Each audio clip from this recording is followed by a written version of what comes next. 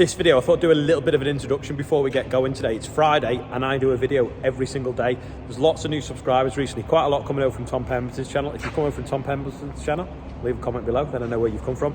But I do a video every single day. They started the first day of lockdown, so 2 years, just over 2 years ago. And we're now on like day 789, is it, something?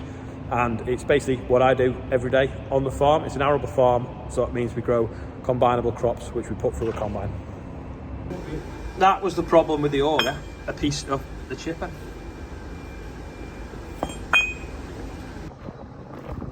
Just been putting some liquid on sister's boyfriend's grass, so it grows a bit better. I did think about drawing a big picture or something. I won't tell you what his staff said to draw, but it rhymed with corn on the cob. Andy's excited with his barn find. It's a E-Reg, which is what, 88? Polo. Complete with authentic dust. It starts and drives. You're seeing it. It's even got the red stripe on the original Ian Skelly number plate. Let's have a look inside. They actually started putting the interior in the new Golfs, didn't they now? This is the spring wheat that we sown quite late on. It's looking okay now. It's nearly filling across the rows in places. Just putting a little bit of liquid on it now. Top it up with a bit of fertiliser, keep it going. Hopefully it'll kick it on a bit. I hope they don't update Google Earth this year, because we've got a field of oilseed rape that was volunteers that looks scruffy, but it's still growing. And then we've got this field of spring wheat where the wrong metering system came on the second pass, so we've got a strip of beans around the outside. And then the very middle of the field, you can't really see, but there's a line sort of along there where I ran out of pre-emergence spray and it's really weedy. So it's generally a scruffy field, but luckily it's away from the road, so no one can really see it apart from the 35,000 people now watching it on YouTube. I could always stick some white canes in it and make it look like it's a trial plot, but really it's just a total mix-up. But it was only what seed we had left, getting rid of it anyway, so what we get off it's a bonus. Sunflower update. They're in rows, which is good. Hopefully they'll swamp the weeds out and get going. New motor for the auger that doesn't smell burn like that one. Spraying off this where the sunflowers were last year so that we can drill some more sunflowers into it. I don't like putting glyphosate Roundup in the sprayer at this time of year, because the next thing I'll be spraying is some oilseed rape and some wheat that I've spent nearly 12 months growing, and I don't want any contamination to kill it, so I'm going to wash out like 4 times just to make sure. But yeah, it's not a nice feeling when you first go into a field of that's cost you a lot of money to grow, knowing that the last thing you had in was basically weed killer. Just folding up now, but I'll come back out and do a bit more of a rinse. Lads are going to spread that chopped up rape straw and, well, I don't think it was rape straw actually, no, it was wheat straw, and then the rest of that muck over there against the hedge, if you can see it. Now I've sprayed it. I didn't want to put the muck on top of the little weeds and then the spray wouldn't work, so I wanted to make sure I got in first, but then I had to go around the piles. It would have made more sense to spray it after it was spread, but then it wouldn't have been as effective. Got some tiger seal, so we're going to glue this light back on that someone's ripped off, naming no names. Mr. Pemberton. Leave that piece of wood there, let that set. Just washing out for the 4th time now, and the Fastrac has arrived, ready to spread the muck. Andrew's on it.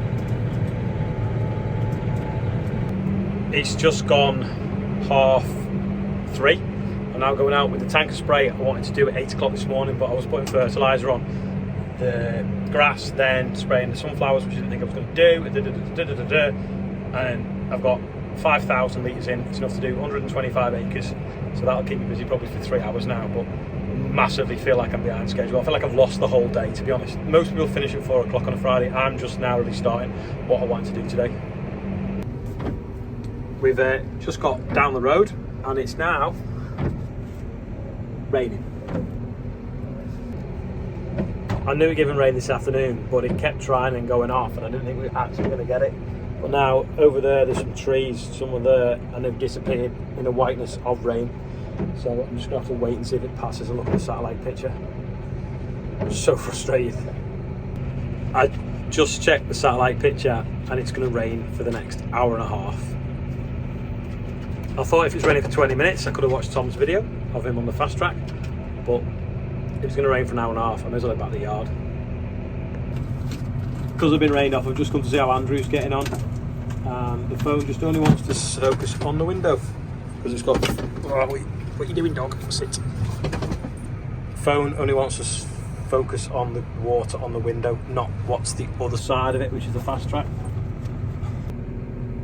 There he is, muck spreading now. The dog is trembling with excitement because it can see things flying out the back of the muck spreader.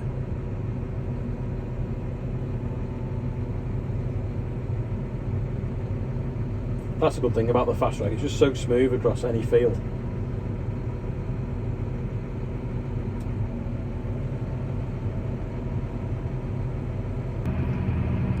Sometimes when it's wet we'll use the digger to load them up, but because it's dry now, the Merlot's not making a mark. It has slightly wider tyres than you can, standard, I think. Standard tyre size is 405, so 405mm wide, but we put 460s on it, so it's not too wide going down the road or in the buildings, but it just gives it a slightly bigger footprint on the field. Just stops it cutting in a little bit.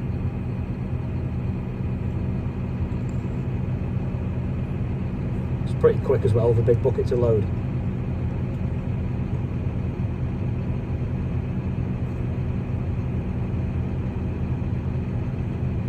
There you go. Can you see the dog trembling in excitement because he's just seen a magpie?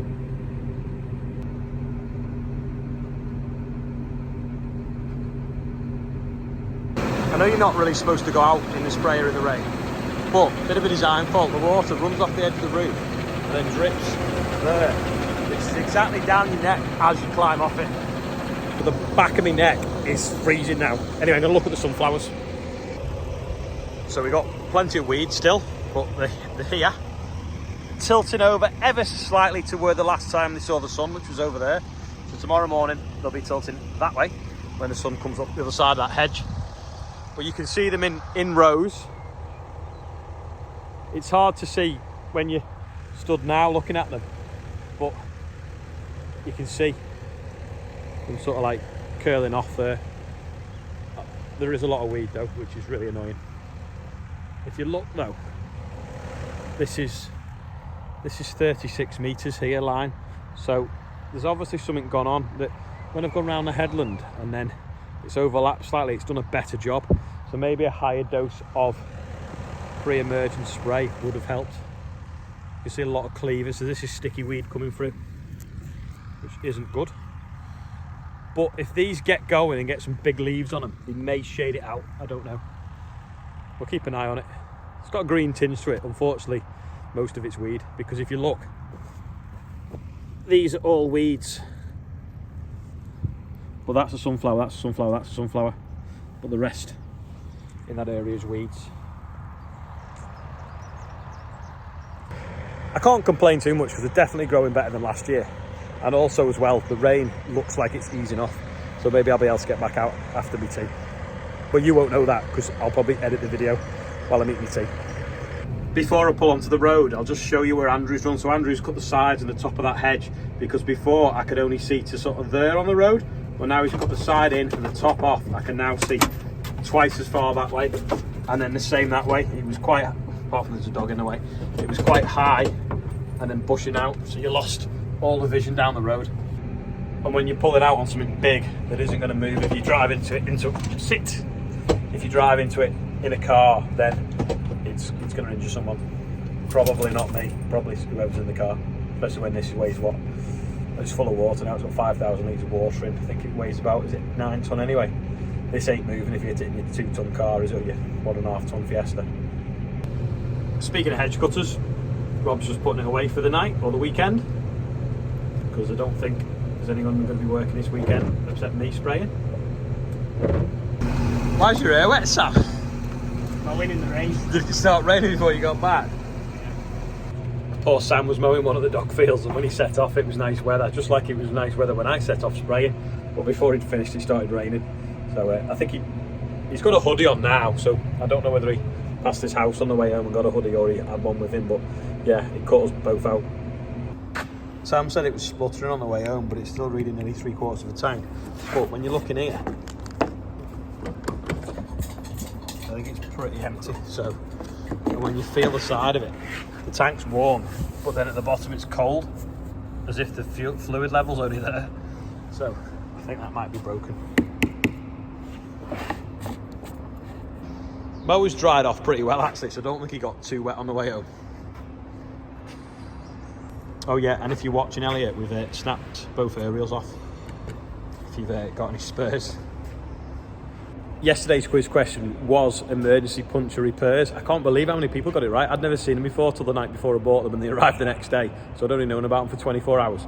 But yeah, well, if you get a puncture, you screw one in and it's got a sealer on it, and it'll seal it up until you can get it fixed properly. Today's quiz question, dead easy if you've been watching for a while. What's that for? It's got 13 on one end and 8 on the other. If you think you know, leave a comment below. Just drying the bumper off because it's wet to do the birthday bumper. This must be the most expensive bumper ever made by Bateman, because I bet you if you crashed it and had to buy one, it wouldn't cost over £2,000, which is what the birthdays have mentioned have raised so far in, what, 6 weeks? This is today's birthday bumper. I never wrote 29, Fiona's 29, so she's nearly 30. Hope there's a big party next year, Fiona. Anyway, that is everyone's birthday. I won't read them all out, but because there's a bit of a gap, we've got big wig, bit of an in-joke with me and James. That is how much it's raised so far. Isn't that amazing? So every time it's a short bumper, I'm going to put the total on so everyone knows what it's up to. And if you want to save that QR code up, take a picture of the screen, it'll take you to the Just Giving for the air ambulance. Sam's going to give me a lift home. Not a lift home, he's going home on the MB track, but he's going to give me a lift to pick up the Merlot, because Andrew's nearly finished. Bit of rev, Sam. Actually sounds better, I think, than the 7.7. And it's got a passenger seat. Let's go. See that? Hear that door close? Like a Golf, German engineering. Still up on the hill climb with the dump trailer on this one yet, have we?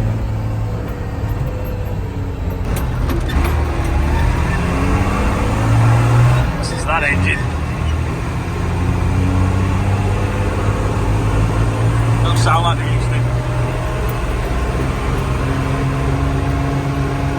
I do like the Fastrac, and they did say that they invented the transport tractor, but I think they didn't. I think Mercedes beat them to it, and Fastrac copied, if I'm honest. Sorry JCB, I do like your products, but I have a feeling that when you built one of these, you copied off one of them. And if you listen to that, you can't really hear it, but when you listen to this, you can.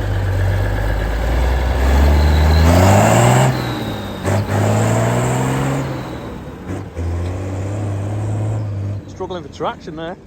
Yeah, so you know before I said I needed to spread it because there'll be a carpet of muck and I won't be able to kill the weeds. Well, if you look, there's the carpet of muck. You can't really see the weeds.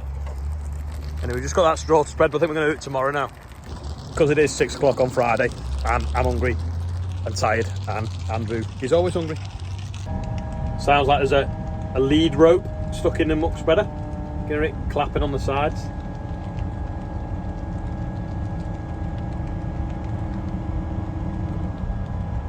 You know, I showed you before why we cut the hedges so you can see on highway hazards, because we can't cut them properly because of the birds nesting, but we're allowed to do highway hazards. But if you look, if that hedge was higher, I would only be able to see this far because I'm a lot lower on the Merlot, and that way I would only be able to see to there, whereas now I can see right down there. A lot of people get agitated when you're cutting hedges because they get stuck behind you and they want to get past, but we're doing it for your safety, and we're doing it because if we didn't, the roads would get over, the hedges would get overgrown, you wouldn't be able to fit your cars down them. And it isn't the council that cut most of the roads, most of it's farmers as well. That's another random fact. People think it's the council that do it, but it's not. If you own a hedge, you have to do it yourself. The council do the odd one, which is quite handy, but generally it's mostly farmers that cut them. That's about it for today. Thanks to everyone that's watching. Thanks to everyone that's a new subscriber. If you've made it this far, it'd be great if you could click like. And I will see you all tomorrow with another video. And here is a guest outro photo sent to me on Instagram. Don't forget, Agri Contract on Instagram is me.